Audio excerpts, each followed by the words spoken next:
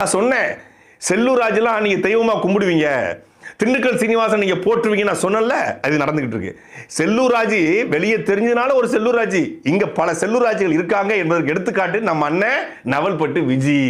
இதாங்க தோகுடியில வந்து பாறைக்குழி கிட்டத்தட்ட 1100 அடி 1200 அடி பள்ளம் இருக்கு. 200 அடி 300 அடின்னு பாத்தீங்கன்னா கீழே டெப்த் இருக்கு. அதுல கொண்டு போய் கொட்டிட்டோம்னு வச்சுங்களேன், இது யாருக்கும் எந்த பாதிப்பும் வர போறது இல்ல. இதை விட சுற்றுச்சூழல் பாதிப்பு எல்லாம் அங்க வராது. அதாவது அண்ணன் என்ன சொல்றாப்புலன்னா, இங்க சுற்றுச்சூழல் கேடு ஏற்படுது, சுகாதார சீர்கேடு ஏற்படுது. இந்த மலை போல இங்க இருப்பதனால, நிலத்துக்கு மேல இருப்பதனால நிலத்தடி நீர் நாசமாகுது. இந்த குப்பையை கொண்டு வந்து கல்குவாரியில வச்சிட்டோம்னா கல்குவாரியும் மூடுற மாதிரி ஆச்சு, இந்த குப்பையும் அகற்றுற மாதிரி ஆச்சு.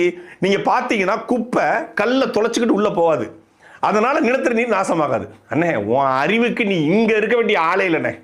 நீ எல்லாம் ஐநால போயிருந்தன்னா ஐநா மன்றம் உன்னை கொண்டாடி இருக்கும். நீ அமெரிக்கால பார்த்தா ட்ரம்ப் உன்னை உச்சி முகர்ந்து பாராட்டி இருப்பாப்ல. நீ லண்டன்ல பார்த்தா லண்டனுடைய அரசவையில் உன்னை ஒரு பெரிய புலவரா மாத்திருப்பாங்க. எப்பேற்பட்ட அறிவு!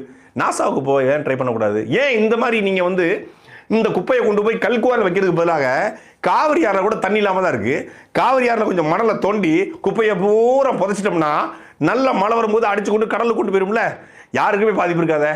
இப்படியா நீ யோசிக்க கூடாது? எவ்வளவு அறிவுன்னு!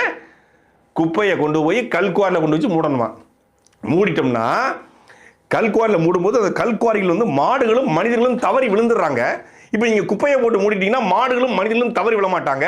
அதையே நீ செய்யக்கூடாது. இதெல்லாம் யார் பேசியிருக்காரு? தாவேக்காவோட சட்டமன்ற உறுப்பினர் நவல்பட்டு விஜி பேசியிருக்காப்ல.